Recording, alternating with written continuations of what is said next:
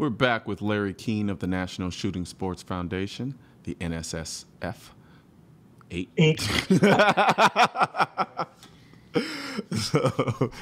So what else have you guys been up to lately? You guys are generally pretty busy, so I know you guys are up to something. Well, we're working on our priority legislation in addition to trying to get the export control reform done. So the Hearing Protection Act, for example, we actually just had a demonstration today for mainstream media out at Elite Shooting in Virginia to help educate them on the reality, the truth, the facts, and not the lies and rhetoric that come from opponents to the Hearing Protection Act. We had a meeting today with ATF to talk about regulatory reforms in light of the president's executive orders requiring the federal government to look for regulations that can be repealed, revised, modified, that would create more jobs and to reduce the regulatory burden on small businesses. So that was a good conversation. Hopefully some good things will come from that. National reciprocity, of course, continues to be an important issue, trying to advance that. Doing, the hard, blocking and tackling that goes into trying to pass a major piece of legislation. Yeah. The Target and Marksmanship Act is another important bill that's very sort of down in the weeds, but it would adjust the Pittman-Robertson excise tax formula about how state fish and game agencies can use some of those monies to build new or to enhance existing public shooting ranges, which is very, very important. As I'm sure you know, target shooters, the guns they buy, the ammunition they consume, which is most of the ammunition that's manufactured, are all contributing to wildlife conservation because the excise tax that the manufacturers pay applies to all of those products. So we've argued that target shooters deserve a return on their investment.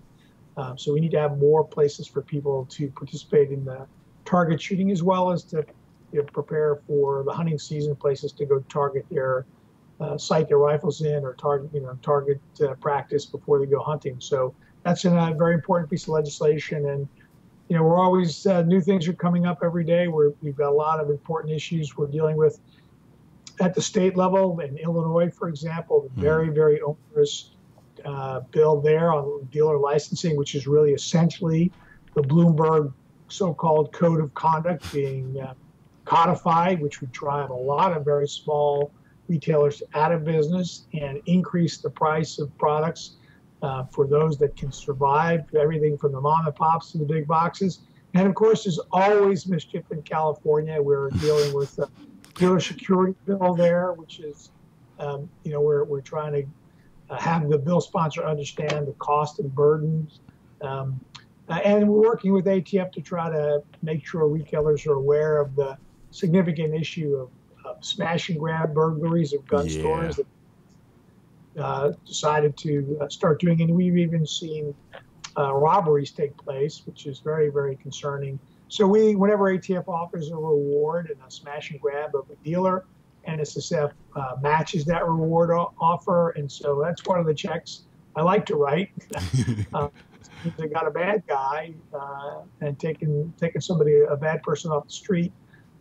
So we're doing that, and just doing a lot of other things in the recruitment and retention space to try to encourage people to become more actively involved in hunting and target shooting, to mentor others and bring new people in. And as we've seen, tremendous increase in the number of new target shooters in particular throughout the United States, a 60% increase in the number of women.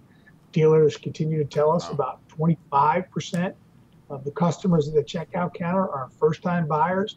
And we see, we put out a report a couple of years ago, the changing face of the customer. We see the demographics of the customer base evolving and changing just like it is for the United States as a whole.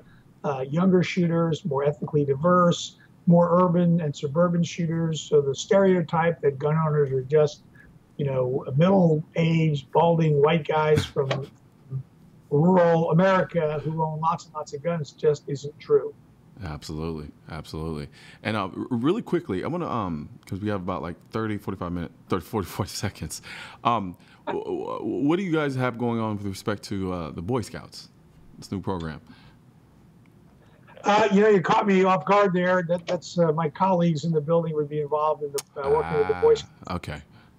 retention program. So I wouldn't have the details on that, but I'm sure we could get the folks that are involved in that be happy to come visit with you and explain what our efforts are there. So no, absolutely, absolutely. I would look forward to having that conversation. I wasn't in the Boy Scouts. I probably should have been. I probably would have ended up being a much better person in life. But but you've definitely dropped a wealth of information on us, and I love the work that the NSSF 8 continues to do for the industry.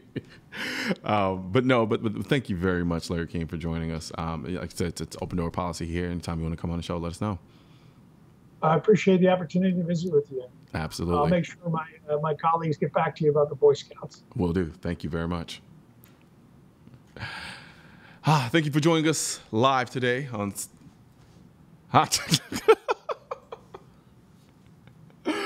Oh, man.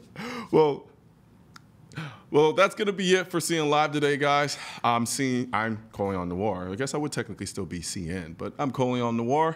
I'll be back tomorrow at 5 p.m. Eastern on NRATV, and I'm out.